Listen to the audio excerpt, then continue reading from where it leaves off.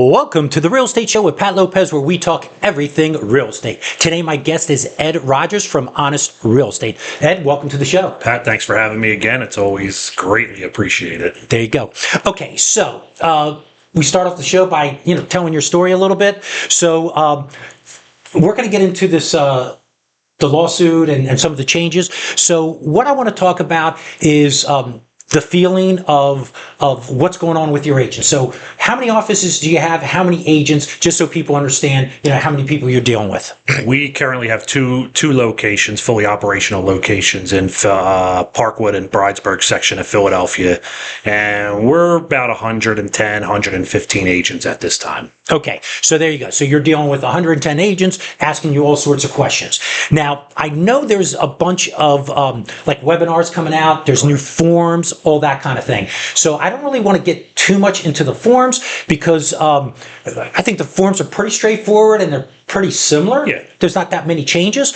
But what is the mindset of the agents and what are they asking you about the changes? I think there are questions every single day, right? Because there's webinars, there's YouTube, there's TikTok, everybody is saying something different. Right. So what we're trying to do as a brokerage and as a company is let's get to the facts. What is changing? Why is it changing? And how can we truly help our sellers or our buyers, our clients, really understand what's going on so then we can all get on the same page. Okay, so as far as the listing presentations, what kind of changes, what kind of different dialogue? I mean, are there any kind of scripts or, what are you telling your agents to talk about? Are sellers asking the questions like saying, hey, what are all these changes going on? Or very few? Are you telling people to bring it up? What's going on? What does that look like? We are actually operating,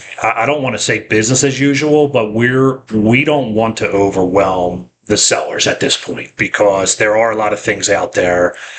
People say, do you bring up the lawsuit? My answer is no, because nothing says that it's mandatory that we have to discuss the lawsuit at a listing presentation from my understanding at this point. So I think we're focusing on really explaining the listing contract in more depth as we move forward, really explaining how commission works, how total commission, what gets paid to the listing broker, what gets paid to the buyer broker. Do they have to pay the buyer broker?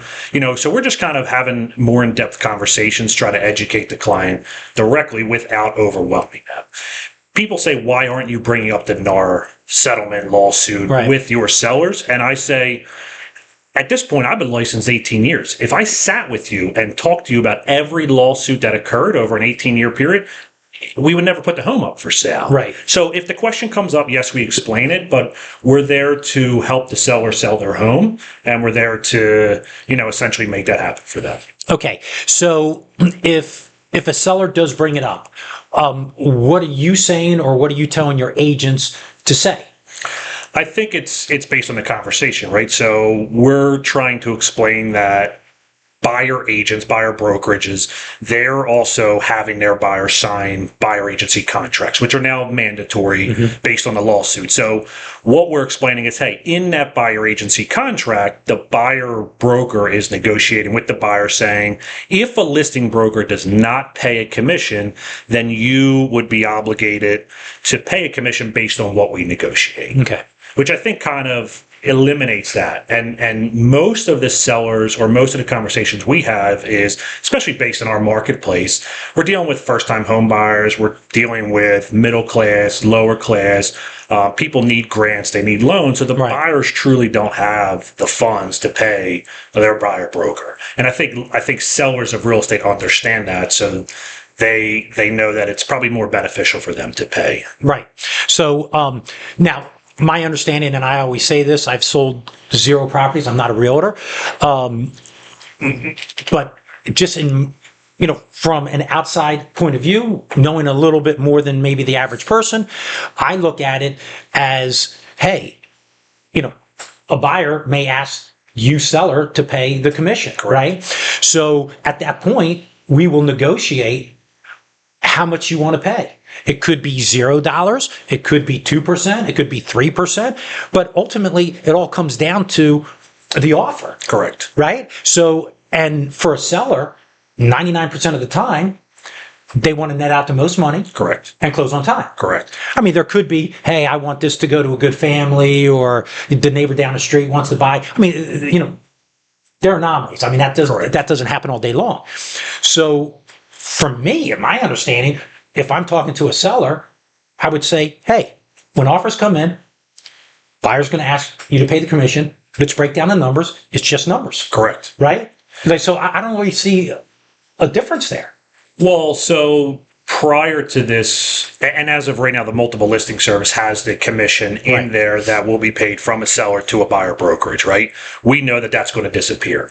We also know that an offer in Pennsylvania on the agreement of sale is added for a buyer to request a commission to be paid directly to their broker. But you're right. I mean, if let's use 200,000. If you get an offer for 200,000 with 3% commission asked, or a 200,000 with no commission, what would a seller do? Right. A seller will go for, hoping that you're going to look at the financials of each buyer, the settlement date, the terms of the contract too. And sometimes the highest offer or the less amount of commission being paid isn't always the best offer either. It's the terms that come with it. So you're right. I mean, there are a lot of variables that are going to change. Right. And what I see, because on my end, because I do lending, I'll see, a cash offer came in.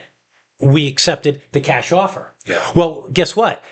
Using the 200,000, that cash offer may have been 195, but the person accepted the cash offer because the agent said, hey, there's no mortgage contingency. There's no home inspections. This is all cash. Let's take this deal. Let's not take the highest number.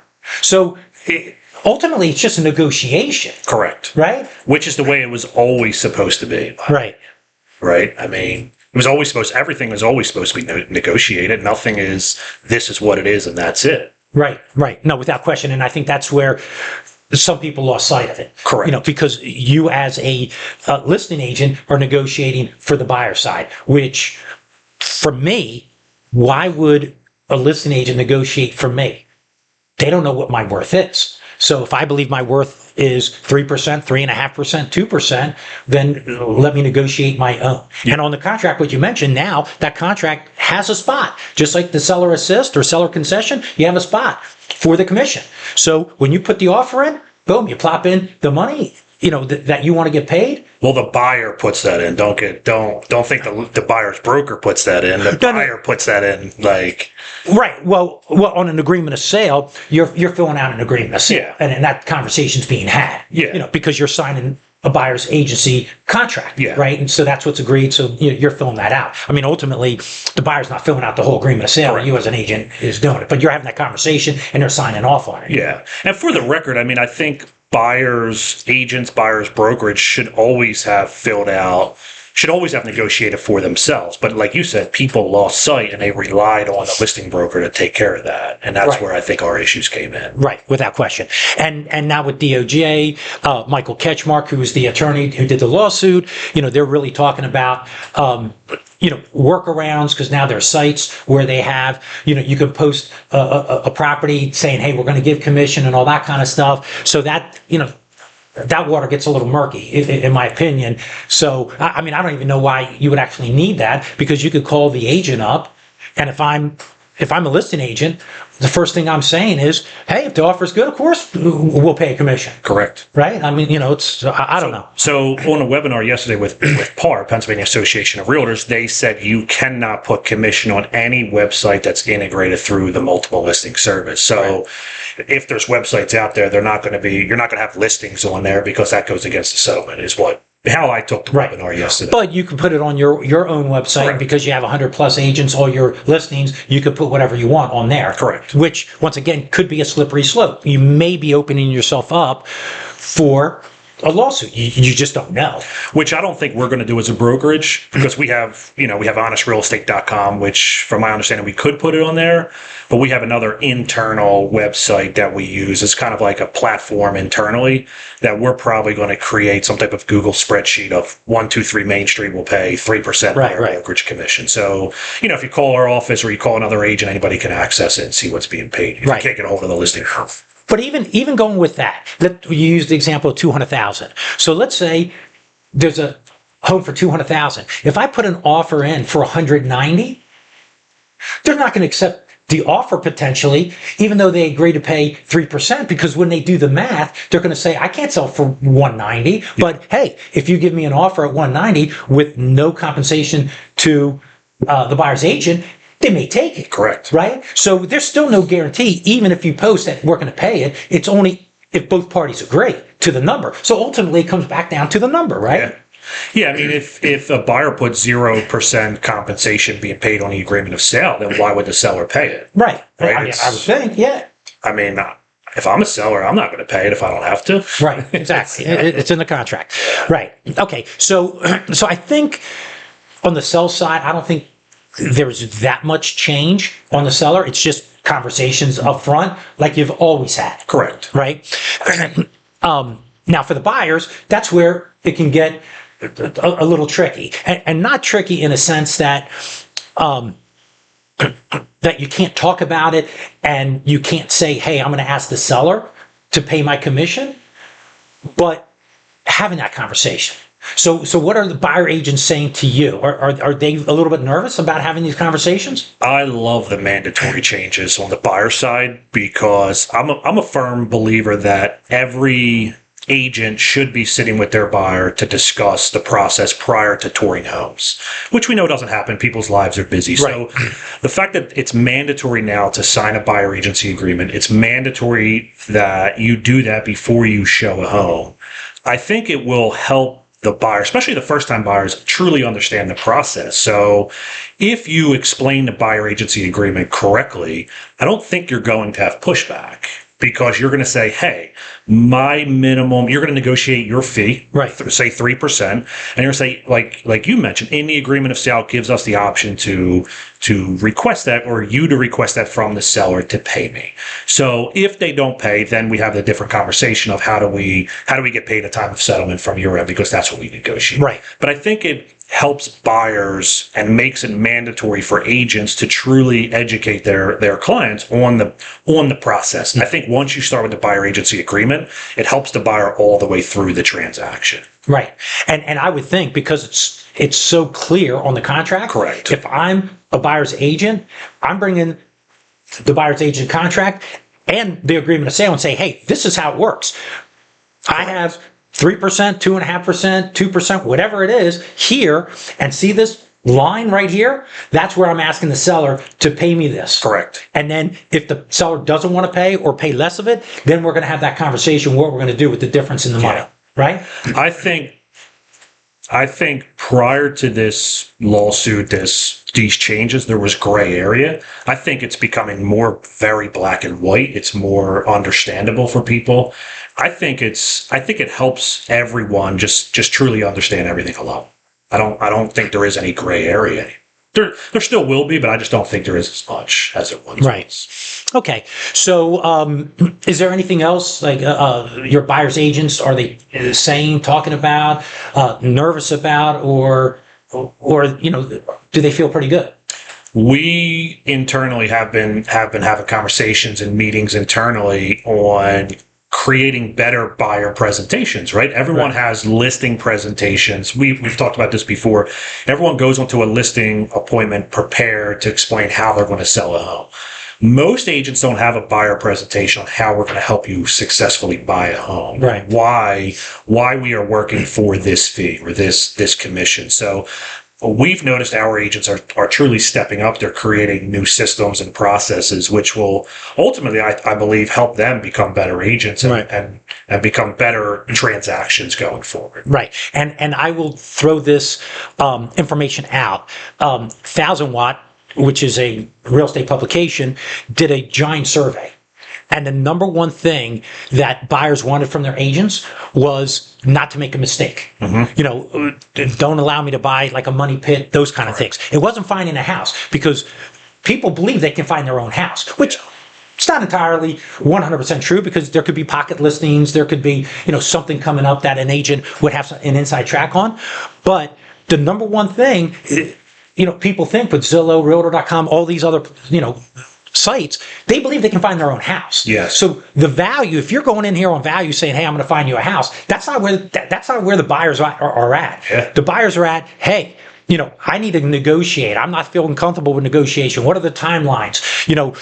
When you walk in and you turn around and you see these windows, hey, these are single pane windows. Understand, you may have to upgrade. The roof, is 20 years old, or the heater, it's a dinosaur. Like things like that you as an expert being in thousands of houses could see in a second, but a buyer, that may not translate. I mean, does that make sense? Yeah, I agree. I mean, I think the other fear that people had too was buyer agents are going to be depleted because the buyers would just go to a listing agent and things like that. But I don't see that happening either, because most agents won't operate as dual agency. Right. So people are scared of different avenues, but I don't think there's anything to be nervous about. Right. And with the dual agent, I mean, my opinion, once again, zero real estate I've sold, I just can't see how you could be a dual agent, because once you become a dual agent, all you can do is give facts. You can't give advice, because then you're doing a disservice to the other side, is my opinion. Why don't you have an attorney for both sides? Yeah. It's against the law. You can't. So, whatever. And that's a slippery slope. Most of the lawsuits come from dual agency and all that kind of stuff. So that's a whole slippery slope when it comes to that. Okay, great. So, Ed, how does somebody get a hold of you if they want to know more about Honest Real Estate? How do they do that? Website is honestrealestate.com. You can Google Honest Real Estate. You can contact our office. We have two numbers, 215-904-6001. Other number is 215-929-8311. You can call those numbers. You can text those numbers. You can social media. Pretty much everything is about the same with Honest Real Estate. Perfect. And you have 2 locations now. Correct. You're getting ready to open up a third one up in Bucks County. Correct. And maybe one in New Jersey, right? Yes. Oh, maybe not. I didn't really talk about that. Cut that out. Maybe not. Yeah, so Bucks County, Bensound, we've been working on for about 3 years. We just got, about a week and a half ago, pretty much the approval for everything. Right. They're asking for a couple more things, and then we'll put the stamps on the plans and then record the plans, and then we can start building permits and start construction there. So that's been a 3-year process. And then one of our agents, Mickey, our goal was get another agent internally to get their broker license for New Jersey, and then we can open a physical location. So that's down the road, but you're looking at that. Yeah, maybe. Right. Perfect. Okay. Well, that's the Real Estate Show with Pat Lopez. Be sure to follow the show on Facebook, Instagram, and subscribe below. I have great guests. We always try to give great information out to everyone. Also, leave a comment. Tell me some show topics you like or some feedback on the show. Remember, this show's everything real estate, no limits. Hope you enjoyed the show, and I'll see you next.